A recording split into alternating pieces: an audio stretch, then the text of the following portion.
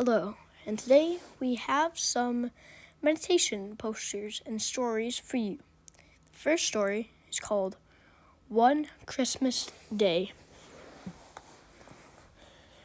On this Christmas day, a little boy named John went out and left his family. "Oh, my family doesn't take care of me," he would say. "They only feed me veggies. It's not fair." And he left.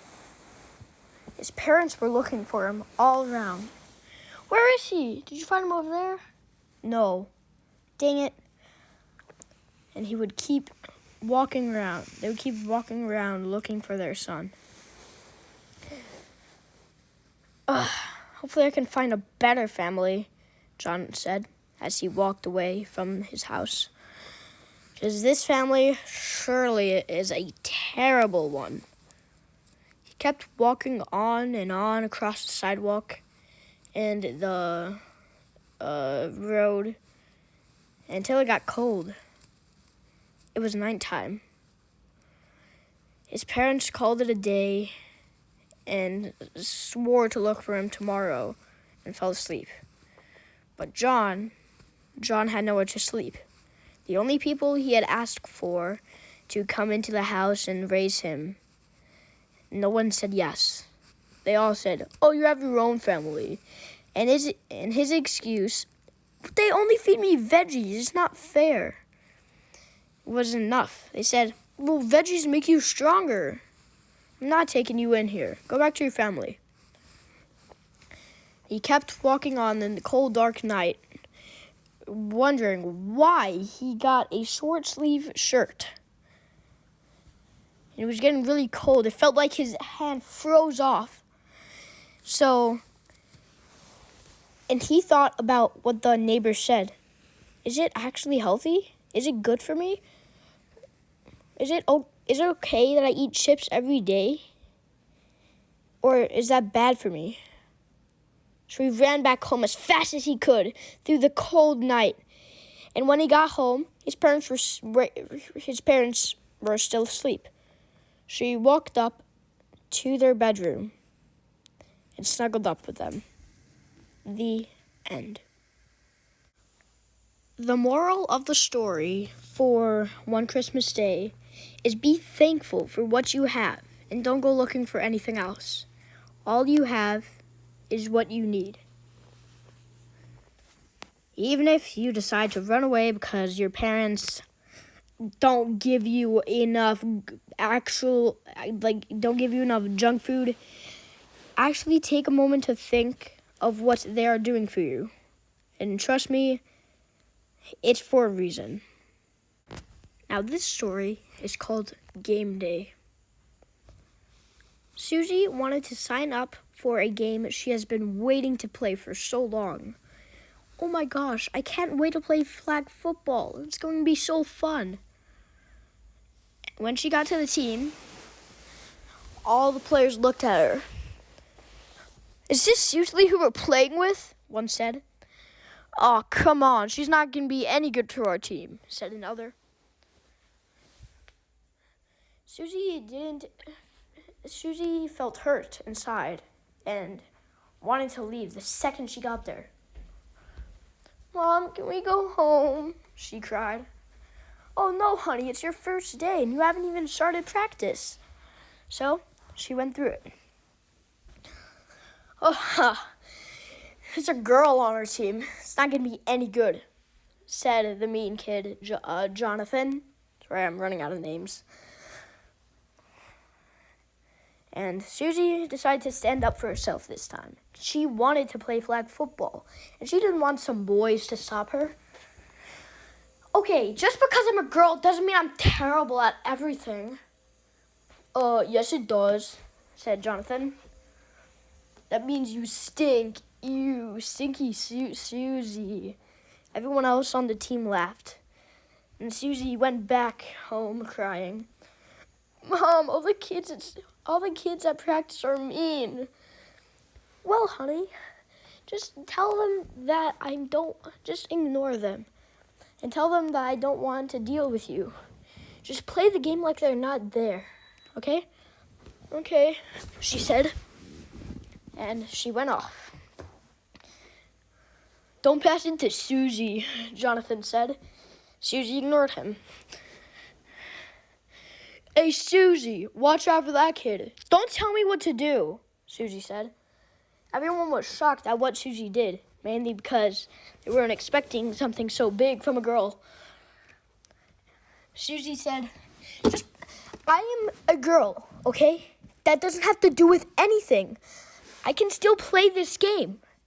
Just pass the ball to me and you can see how good I really am, eh? So they passed the ball to Susie to actually laugh at her face when she lost. And she ran off. She caught the ball. She ran off, dodged one player, whoosh, dodged another, whoosh again. And she made it to the touchdown field. Even better than Jonathan. See, Jonathan? I'm actually good at stuff. Just because I'm a girl doesn't mean I'm terrible at everything. And Jonathan admitted defeat. You're right. I shouldn't bully people for that reason. I'm really sorry, Susie. Want to be friends? Sure. But if I see you bullying another girl, I swear I will end you. Yes, ma'am. The end. Now, the moral of the story here in game time, or game day, is if you're a boy or girl, black or white, you are a person, and that is what matters. If someone bullies you, try to ignore them or stand up for yourself.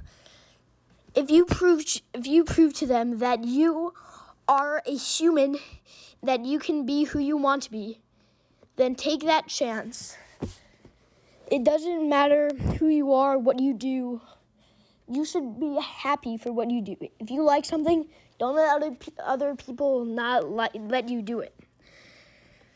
And that is the moral of this story.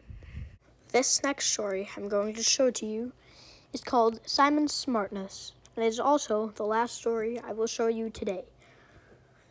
Now, there's this kid named Simon.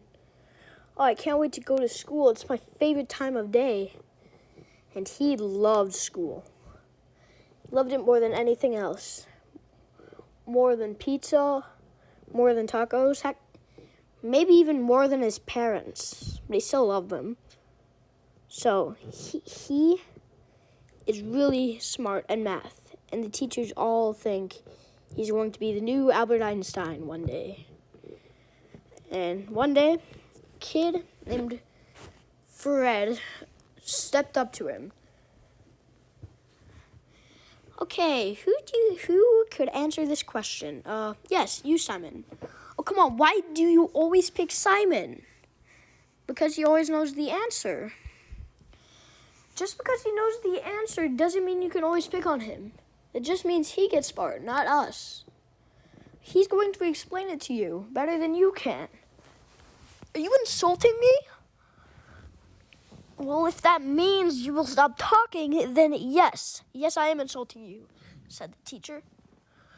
My gosh, this is no fair, said, I forgot his name, said Fred.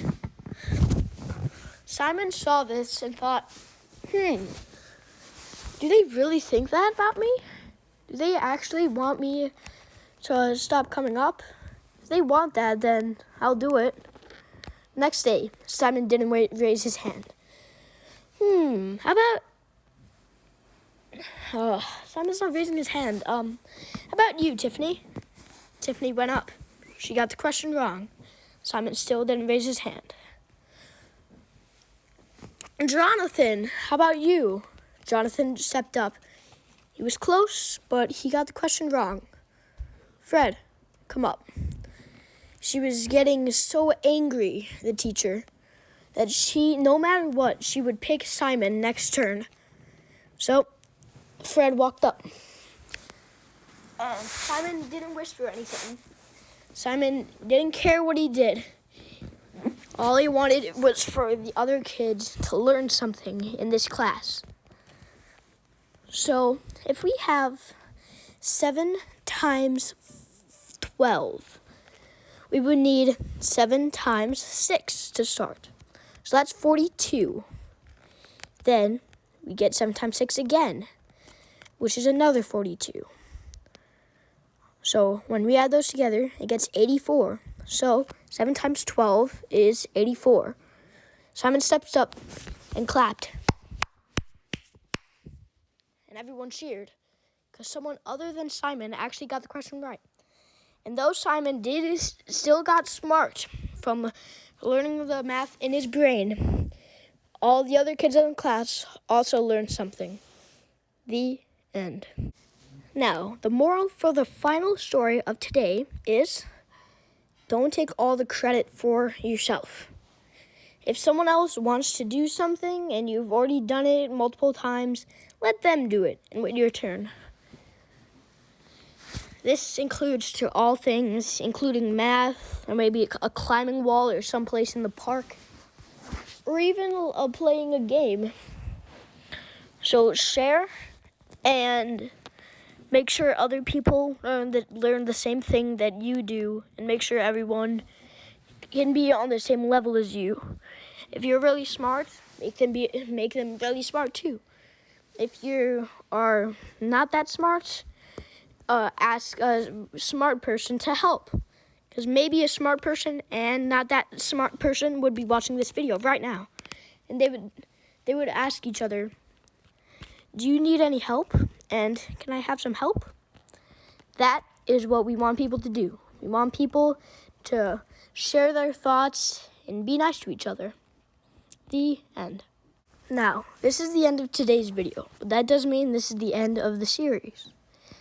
So tune in again another day and come in with some more meditations and more morals.